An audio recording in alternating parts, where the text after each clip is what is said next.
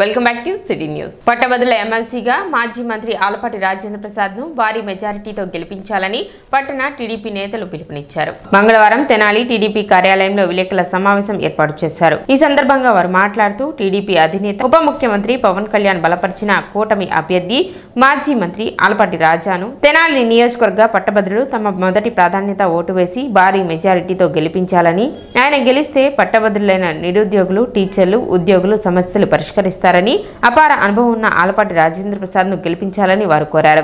రేపు 27వ తేదీ నాడు జరగబోయే పట్టభద్రుల ఎలక్షన్కి నిరుద్యోగులు, డిగ్రీ పూర్తయిపోయి ఉద్యోగాలు రానివారు, ఉద్యోగాలు చేస్తున్నవారు డిగ్రీ పూర్తయిన తర్వాత, అట్లాగే పెన్షనర్స్ డిగ్రీ పూర్తయిన తర్వాత పెన్షన్ తీసుకుంటూ నానా ఇబ్బందులు పడుతూ ఈ 5 సంవత్సరాల కాలంలో నానా రకాలుగా ఇబ్బంది పడ్డవాళ్ళు చాలామంది ఉన్నారు. ఆ రోజులు రాకుండా ఉండటం కోసమే ఈ రోజున బాబు గారు ఆలపాటి రాజేంద్ర ప్రసాద్ గారికి ఈ గ్రాడ్యుయేషన్ ఎమ్మెల్సీ అభ్యర్థిగా ఆయన నుంచోబెడతాం. ఆలపాటి రాజేంద్ర ప్రసాద్ గారు దాన్ని స్వీకరించి 33 నియోజకవర్గాలు అహర్నిశలు పగలు రాత్రి లేకుండా తిరుగుతూ ఓటర్స్ తోటి కలవటం, 33 నియోజకవర్గాల ఎమ్మెల్యేలతో మమేకమై ఆయన చేస్తున్న పని. ఈరోజు 33 నియోజకవర్గాలకి ఆయన రేపు శాసన మండలిలో ఏ కష్టం వచ్చినా, మీకు ఏ ఇబ్బంది వచ్చినా ఆయన నిలబడటం కోసం ఈ రోజున పోటీ చేయబోతూ ఉన్నారు. వారికి మీ మద్దతు తెలియజేయండి, ఆప్షన్ లేకుండా గెలిపించండి. సమావేశంలో టీడీపీ నాయకులు, కార్యకర్తలు పాల్గొన్నారు. 3 రాజకీయ పార్టీలు, Bharatiya Janata party, Janasena party, Telugu Desam party 3 కూటమి ప్రభుత్వం తరఫున ఏకగ్రీవంగా అభ్యర్థిని నిలబెట్టడం అనేది మొట్టమొదటిసారి జరుగుతున్నటువంటి ఎన్నిక. ఈ నియోజకవర్గంలో తెనాలి, వేమూరు నియోజకవర్గాల్లో మరి ముఖ్యంగా ఉమ్మడి గుంటూరు జిల్లా వ్యాప్తంగా 17 నియోజకవర్గాలు ఉంటే గతంలో 17 నియోజకవర్గాల్లో కూడా ఆలపాటి రాజేంద్ర ప్రసాద్ అనే వ్యక్తి తెలియనిది ఎక్కడా లేదు. పరిస్థితులు ఏ విధంగా తిరగటం, ఓటర్లు నమోదు చేసుకోవటం, గతంలో కేవలం 15 నుండి 16 వేలు ఉండేది, ఈరోజు 24,000 ఓట్లకి పెరిగిందంటే ఏ విధమైన మార్పు ఉందనేది ఓటర్లు కూడా మనందరికీ గ్రహించాలి.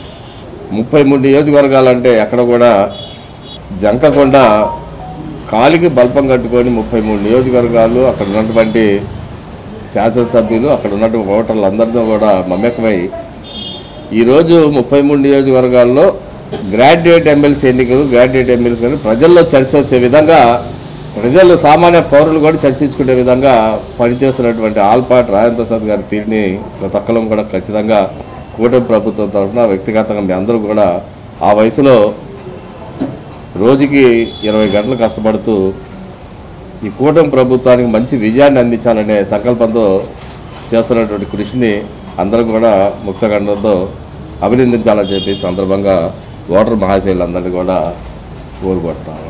రేపు గురువారం జరగబోతున్నటువంటి పట్టభద్రుల నియోజకవర్గాల ఎమ్మెల్సీగా పోటీ చేస్తున్నటువంటి మన ప్రీతమ నాయకులు ఆలపాటి రాజేంద్ర ప్రసాద్ గారు పోటీ చేస్తూ ఉన్నారు. ఆలపాటి రాజేంద్ర ప్రసాద్ గారి గురించి గుంటూరు జిల్లాలో తెలియనటువంటి ఉద్యోగ సంఘాలు కానీ, పట్టభద్రులు కానీ, రిటైర్డ్ ఎంప్లాయీస్ కానీ ఎవరో లేరు. ఎందుకంటే ఆయన రాజకీయాల్లోకి వచ్చిన దగ్గర నుంచి, రాజకీయాలు రాకముందు నుంచి తెలుగు విద్యార్థిగా పోరాటం చేసి, అలానే తెలుగు యువతగా పోరాటం చేసి, విద్యార్థిగా ఉన్నప్పుడు ఎస్ఎఫ్ఐలో పోరాటం చేసి, నిరుద్యోగులకు, విద్యార్థులకి, ఉపాధ్యాయులకు ఉన్నటువంటి సమస్యల పట్ల పూర్తి అవగాహన ఉన్నటువంటి వ్యక్తి ఆలపాటి రాజేంద్ర ప్రసాద్ గారు. ఆలపాటి రాజేంద్ర ప్రసాద్ గారికి అఖండమైన మెజార్టీతో ఎమ్మెల్సీగా గెలిపించవలసిందిగా ప్రతి ఒక్కరిని ప్రార్థిస్తూ ఉన్నాం. ఆలపాటి రాజేంద్ర ప్రసాద్ గారికి ఎమ్మెల్సీగా అవకాశం ఇచ్చి 33 నియోజకవర్గాల బాధ్యతను అప్పచెప్పినటువంటి సందర్భంగా మరి 33 నియోజకవర్గాల్లో అత్యధికంగా ఓట్లు నమోదు చేసుకున్నది గుంటూరు వెస్ట్ అయితే తెనాలి సెకండ్ ప్లేస్లో ఉంది. మరి ఈ బాధ్యతని తెనాలి నియోజకవర్గ ప్రజలందరూ కూడా తమ భుజస్కంధాలపై వేసుకొని ఆలపాటి రాజేంద్ర ప్రసాద్ గారి గెలుపు కోసం నిరంతరం కృషి చేయాలని చెప్పేసి అలాగే రేపు 27వ తారీఖు జరిగే ఎమ్మెల్సీ ఎన్నికల్లో గ్రాడ్యుయేట్లు కానివ్వండి, ఉద్యోగస్తులు కానివ్వండి, రిటైర్డ్ ఎంప్లాయీస్ కానివ్వండి, నిరుద్యోగ యువకులు కానివ్వండి, అందరూ ప్రతి ఒక్కరూ కూడా రాజేంద్ర ప్రసాద్ గారి గెలుపు తమ బాధ్యతగా భావించి అత్యధికమైన మెజారిటీతో మొదటి ప్రాధాన్యత ఓటుతోనే గెలుపు సాధ్యపడేలాగా ప్రవర్తించి ఈ గెలుపుని మన ఆలపాటి రాజేంద్ర ప్రసాద్ గారిని ఎమ్మెల్సీగా మన ప్రీతమ నేత చంద్రబాబు నాయుడు గారికి అప్పచెప్పాల్సిన బాధ్యత మనందరి మీద ఉందని చెప్పి తెలియజేసుకుంటూ ఈ నెల 27న జరిగే ఎమ్మెల్సీ ఎన్నికలకు పటిష్ట బందోబస్తు ఏర్పాటు చేసినట్లు తెనాలి డీఎస్పీ జనార్దన్ రావు తెలిపారు. తెనాలి సబ్ డివిజన్ పరిధిలో 26, 27, 28 సెక్షన్ 30 పోలీస్ యాక్ట్ అమల్లో ఉంటుందని, సెక్షన్ 144 క్రింద ఎవరు పోలింగ్ కేంద్రాల వద్ద గుమికూడవద్దని తెలిపారు. సబ్ డివిజన్ పరిధిలో మొత్తం 10 పోలింగ్ కేంద్రాలు, 36 పోలింగ్ బూతులు ఉన్నాయని, అన్ని చోట్ల పటిష్ట బందోబస్తు ఏర్పాటు చేసినట్లు తెలిపారు. పట్టభద్రులు మాత్రమే పోలింగ్ కేంద్రాల వద్ద ఉండాలని, ఓటు హక్కు లేని వారు ఎవరూ పోలింగ్ కేంద్రాల వద్ద ఉండరాదని, నిబంధనలకు విరుద్ధంగా ఎవరైనా వ్యవహరిస్తే వారిపై కఠిన చర్యలు తీసుకుంటామని హెచ్చరించారు. ఎన్నికలు సజావుగా జరిగేందుకు ప్రతి ఒక్కరూ సహకరించాలని ఆయన విజ్ఞప్తి చేశారు. మొత్తం 100 మంది సిబ్బందితో ప్రతిష్ట బందోబస్తు ఏర్పాటు చేయడం జరిగిందని, 26వ తేదీ నుండి 27వ తేదీ వరకు ప్రజలు ఎవరూ గుమికూడకూడదని డీఎస్పీ జనార్దన్ రావు పేర్కొన్నారు. ఎమ్మెల్సీ ఎలక్షన్లు 27వ తారీఖున జరుగుతూ ఉన్నాయి. ఈ సందర్భంగా 26, 27, 28 మనం తెనాలిలో కానీ పొన్నూరులో కానీ సెక్షన్ 30 పోలీస్ యాక్ట్ అమలు చేస్తున్నాం.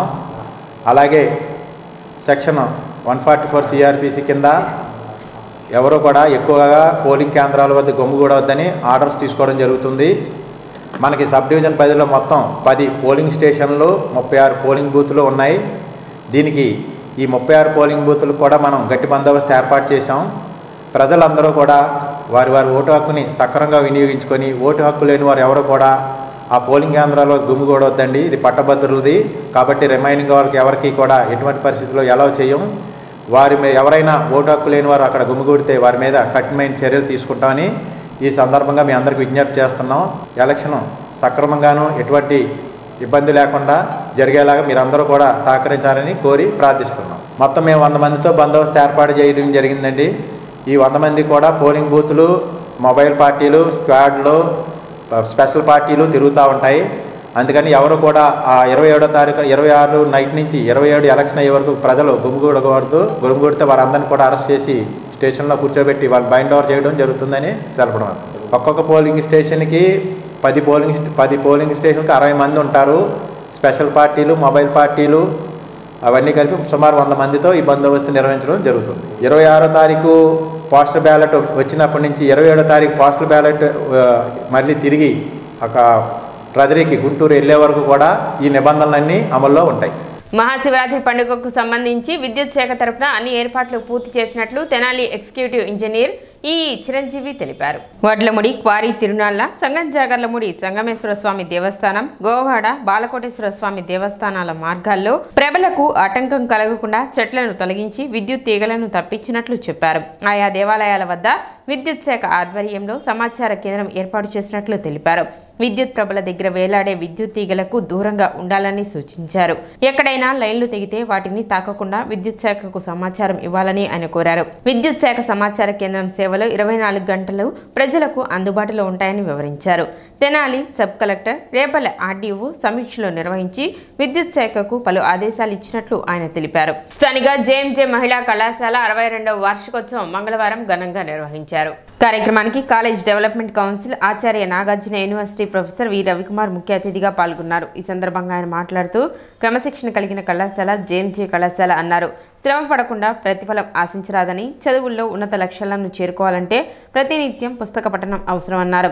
విశిష్ట అతిథిగా పాల్గొన్న విశ్రాంత ఆచార్యులు డాక్టర్ మాట్లాడుతూ తాను కూడా జేఎంజే కళాశాలలో చదువుకున్నానని, చక్కగా చదువుకొని మంచి ఉద్యోగాలలో స్థిరపడి కళాశాల పేరు ప్రతిష్టలను ఇనుమడింప చేయాలని ఆమె విద్యార్థులకు సూచించారు.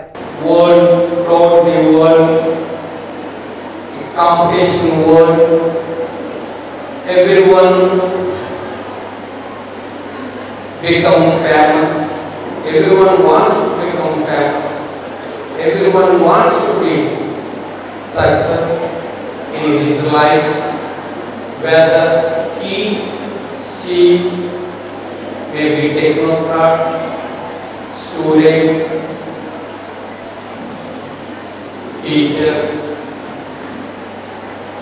sports person, etc. So how to achieve, how to become famous, how to become success.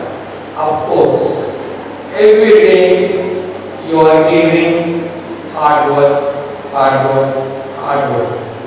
Of course, no substitution to hard work. Hard work is a work that is challenging.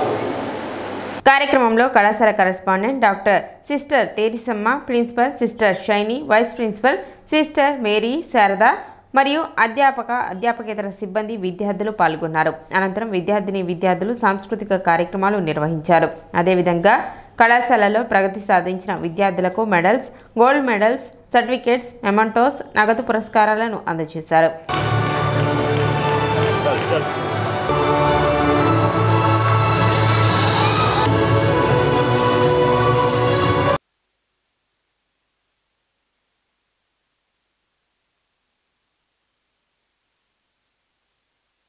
I extend a very warm welcome to the 62nd Annual Day celebrations of J&J College for Women, Tenali. It is with immense joy and gratitude that I stand before you today to present the annual report for the academic year 24-25. This occasion serves as a proud reflection of our college's journey, achievements, and steadfast commitment to academic excellence, holistic education, and the empowerment of young women. Our strong commitment to excellence has empowered students with the skills and knowledge needed to thrive as responsible global citizens. I sincerely appreciate the dedication of our teaching and non-teaching staff, whose hard work ensures the smooth functioning of our college. ఇప్పుడు ఒక చిన్న విరామం.